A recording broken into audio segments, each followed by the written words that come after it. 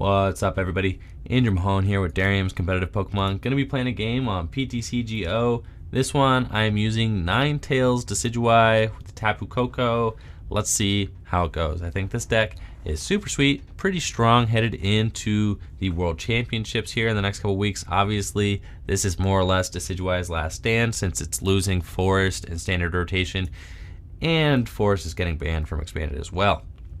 So, not a lot of longevity here for Decidueye, but you might see Decidueye printed in a World Championship deck this upcoming year because it could do really well. So, it could kind of be, embalmed into the history of the Pokemon trading card game forever, this Forest Giant Plants Decidueye deck.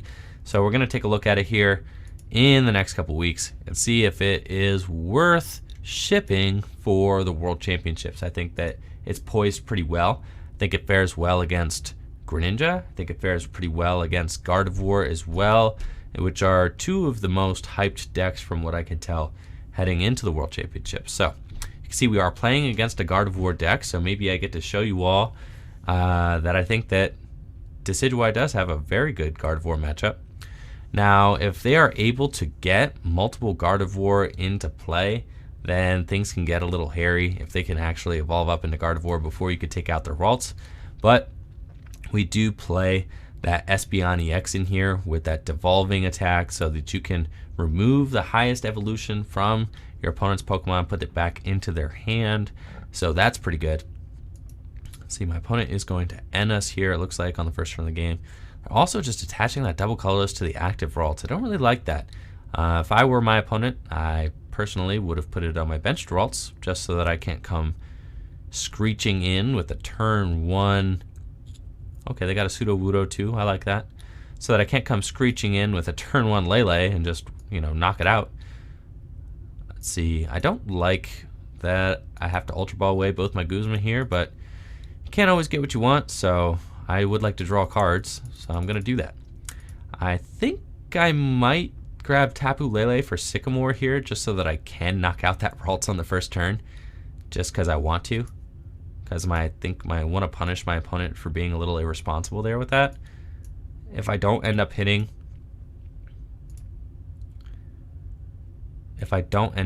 the double colorless energy, then I could just go and I could beacon, and that's fine too. But I do. So that's cool. Let's see, we could grab Forest. Yeah, let's grab Forest. So we're going to grab Forest so we can get a Decidueye into play as well.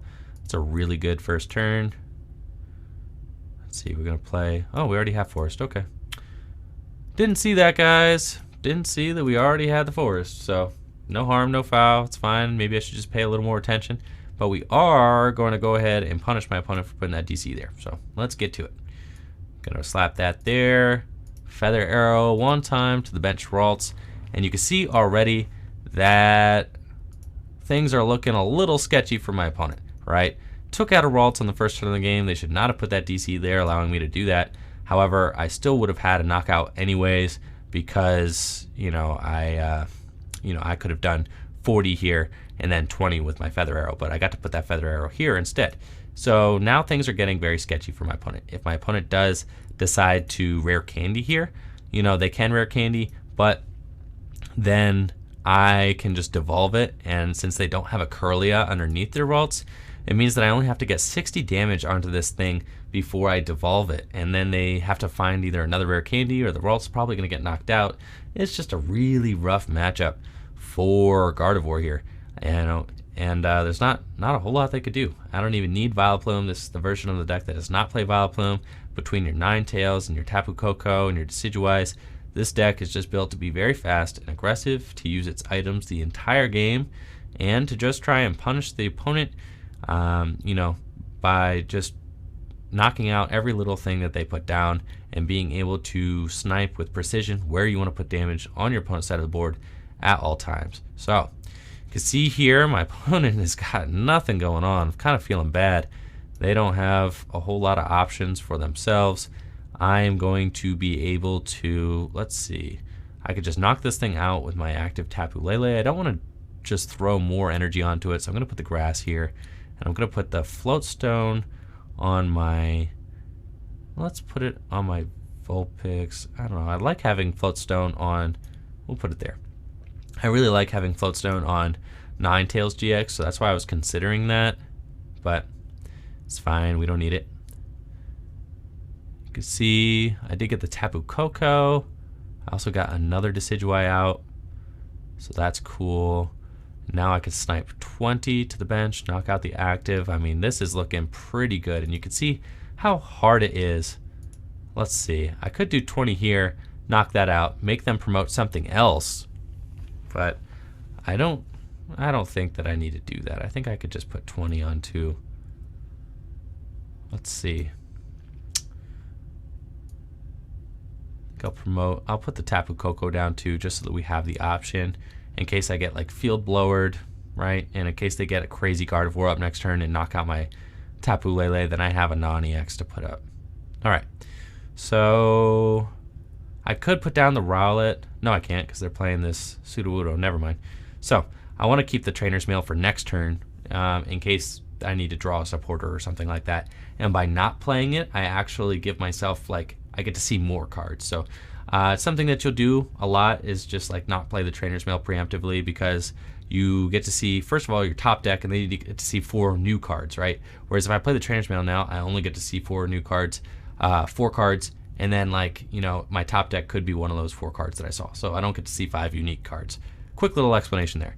Let's go ahead and Feather Arrow. I'm gonna slap 2 onto that Ralts. I know, sorry for being a little long-winded there. Snipe that Ralts, and we're going to take out this active Ralts with Energy Drive. You can see just how suffocating these Decidueye can be. So brutal for my opponent to deal with. Got another double colorless energy off the prize. That is just so good.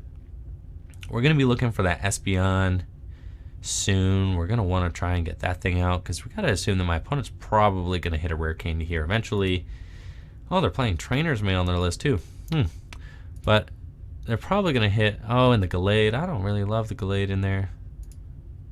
Let's see, and they got like Rescue Stretcher. Okay, Super Rod. Yeah, I don't really agree with the way they've built their deck, but certainly a way to build it. I think I saw that they had Octillery in there somewhere too, maybe. Let's see, maybe they can hit a rare can. They got Choice Band too. Wow, our builds are very different. So let's see. I'm going to Verse Seeker for an N. I'm going to try and limit my options. Little do they know, I don't really have a lot going on over here. But again, now I'm like really glad that I saved the Trainer's Mail so that I can use that, you know, as an added boost of consistency in the deck. If I had Trainer's Mail last turn, maybe I got a Versus Seeker off the Trainer's Mail, but then like if that gets end away, then I have one less consistency card in the deck. And you can see my opponent goes ahead and scoops it up. So there really wasn't a whole lot they were going to be able to do. That's a really brutal matchup for Gardevoir. You know, Gardevoir probably, if it wants to see a lot of success, is probably going to have to patch up this matchup in some sort of way, though it is pretty tough to do. So thank you all for watching. Let me know what you guys think of Decidueye Ninetales in the comments below. Like the video, subscribe to the channel. Peace.